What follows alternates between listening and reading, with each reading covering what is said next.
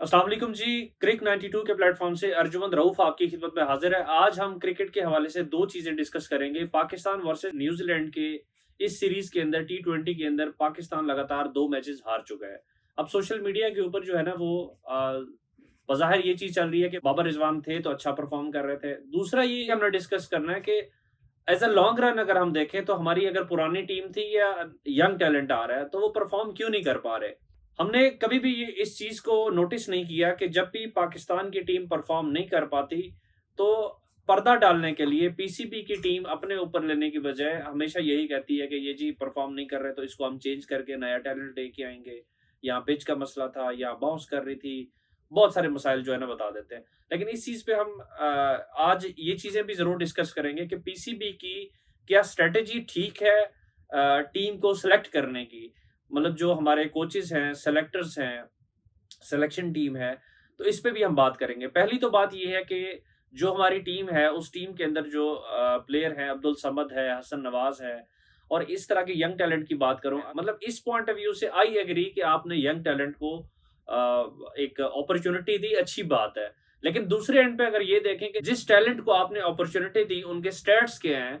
अगर उनके पीछे जाके डोमेस्टिक के अंदर नेशनल T20 या पीएसएल के अंदर स्टैट्स देखें, तो कोई इनका रिकॉर्ड कोई बहुत ज़्यादा अच्छा नहीं है। अच्छा, इसमें पीसीबी की सिलेक्शन टीम या पीसीबी का ओवरऑल जो है ना, इसके इंटेंट को अगर देखें तो पीसीबी के अंडर जो नेशनल T20 हो रहे हैं या पीएसएल के मैचेस हो रहे हैं या आजकल जो नेशनल T20 के मैचेस हो रहे हैं रमज़ान के अंदर, वो ये चीज़ें देखने में आई हैं कि जो पीसीबी की स्ट्रैटेजी है मैचेस को करवाने की, वो भी अच्छी नहीं है। अब आजकल जो रमज़ान के अंदर यहाँ मैचेस चल रहे हैं, यार आप हालात देख लें कि 18 से 20 टीमें खेल रही हैं और 18 से 20 टीमों के एक दिन के अंदर 6-6 मैच हो रहे हैं। मतलब कोई लाहौर के अंदर कहीं खेल रहा है, कोई कहाँ पे खेल रहा है।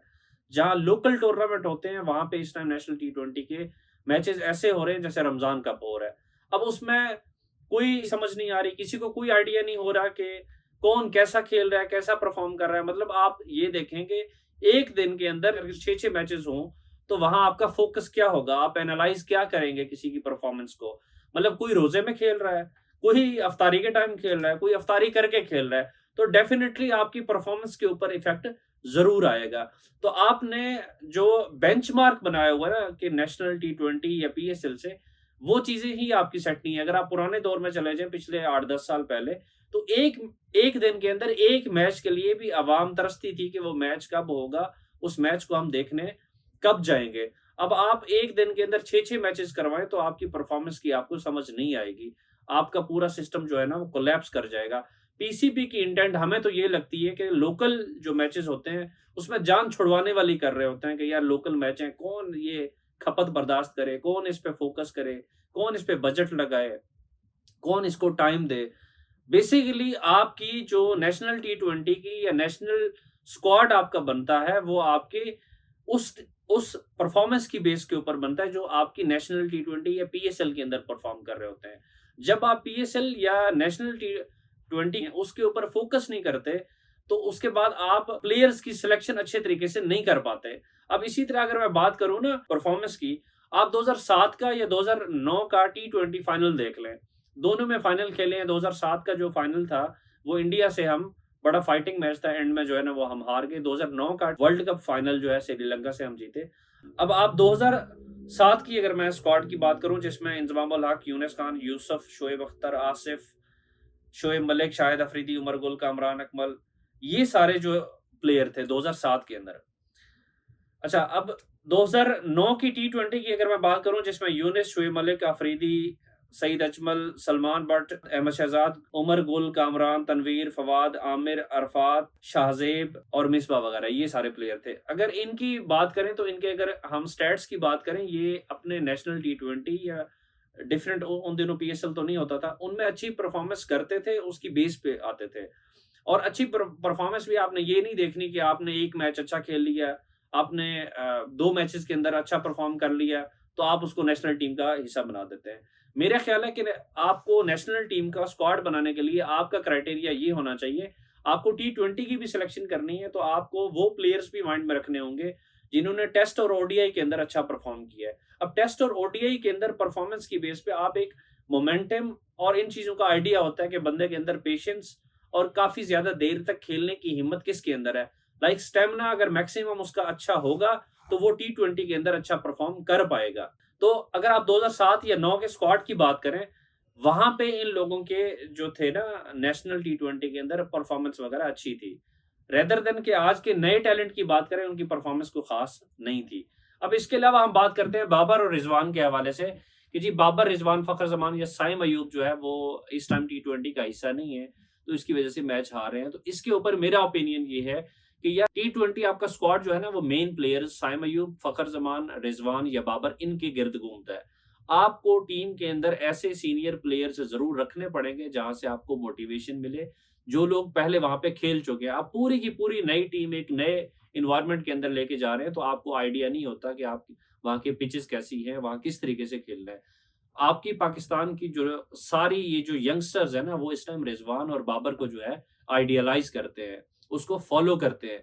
तो उनका अगर टीम के अंदर उनकी प्रेजेंस होगी ना, उससे आपको मोटिवेशन मिलेगी, आपकी परफॉर्मेंस में चेंज आएगा। मैं ये नहीं कहता कि चारों के चारों प्लेयर वहां होने चाहिए, बहरहाल ये है कि चारों प्लेयर में से एक आधा प्लेयर T20 की के स्क्वाड में हिस्सा जरूर होना चाहिए था। दूसरा ब्लंडर आपने ये मारा कि जब भी आप किसी भी स्क्वाड के अंदर बाबर और रिजवान को इकट्ठा ही लाते हैं, और अगर निकालना हो तो बाबर और रिजवान को इकट्ठे ही बाहर निकाल देते हैं। मतलब मुझे इस चीज की समझ नहीं है कि आप दोनों को इकट्ठे लेके आते हैं, इकट्ठे ही बाहर लेके जाते हैं, इसकी क्या रीजन है। अगर आप इनको लाइक हाँ ये मैं कहता हूँ कि यार आप बाबर रिजवान को अगर टीम का हिस्सा भी बनाते हैं, तो आपको वहां जो इनकी ओपनिंग है ना वो इकट्ठे नहीं करवानी चाहिए बाबर और रिजवान को। उसी वजह ये है कि अगर हम पुराने स्टैट्स देख लें, बाबर और रिजवान जब भी खेले पार्टनरशिप इनकी रही है वो तकरीबन 33-34 तक रही है। अगर आप बाबर की ओपनिंग अगर फखर जमान के साथ करवाते हैं तो वो स्टैट्स अगर हम पुराने देखते हैं तो 50+ जो है ना वो पार्टनरशिप नजर आती है। अब इसके साथ ही जब बाबर और रिजवान का एक इशू सबसे बड़ा ये भी है कि बाबर और रिजवान जब भी ओपन बैट करते हैं तो एक तो इनकी डॉट बॉल ज्यादा होती हैं।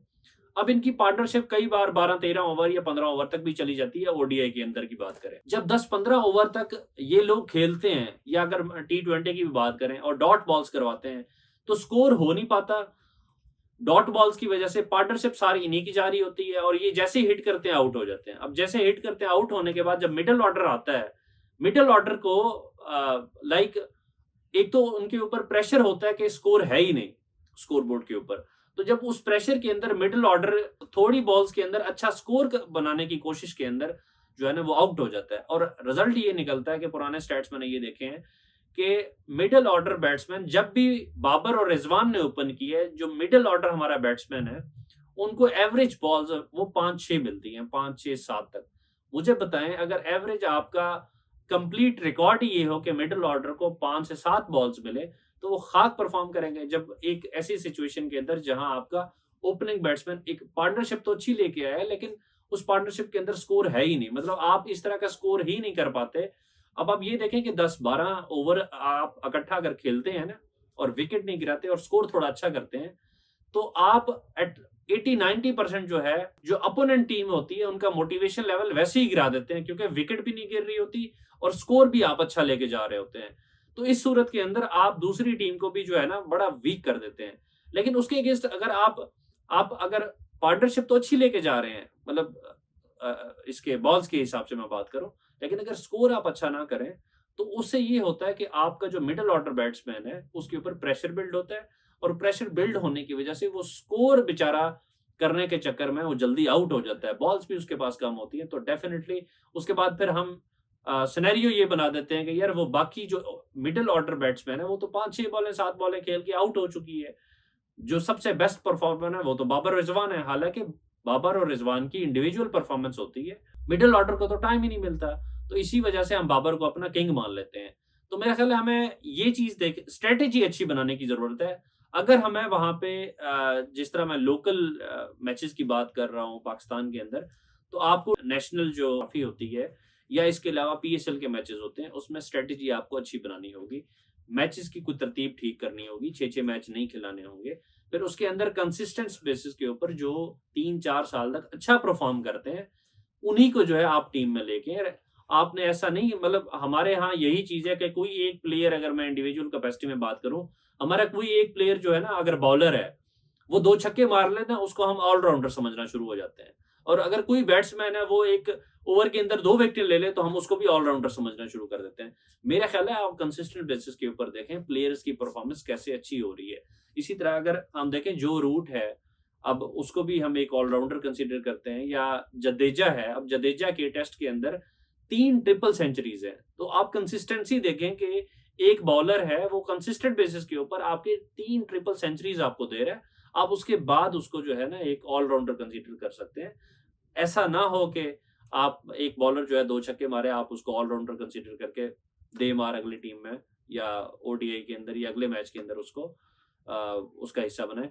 अब इस ओवरऑल में अगर एक पुरानी बात बताऊँ आपको कि जब ये डिफरेंट कप होते थे उसके अंदर रेगुलर बेसिस पे कंसिस्टेंट 2 साल तक जो है ना 5 बार केपीके की टीम जीती थी। उसका नतीजा यही मिला था कि पाकिस्तान की नेशनल टीम के अंदर केपी से 90% जो प्लेयर्स थे वो केपीके से थे और परफॉर्मेंस भी आपको नज़र आती थी। तो इसके हवाले से आपकी जो सेलेक्टर्स की और हमारी बोर्ड मैनेजमेंट की क्या स्ट्रैटेजीज़ हैं, इस पे आपकी क्या राय है, ये भी बताइएगा। और हमारी नेशनल टी20 स्क्वाड के अंदर बाबर और रिजवान का इकट्ठा लेके आना और इकट्ठा उनको बाहर निकाल देना, ये स्ट्रैटेजी आपको ठीक लगी या गलत लगी, इस पे आपकी क्या राय है? कमेंट्स में अपनी राय का इज़हार ज़रूर कीजिएगा। दीजिए इजाज़त, अल्लाह हाफ़िज़।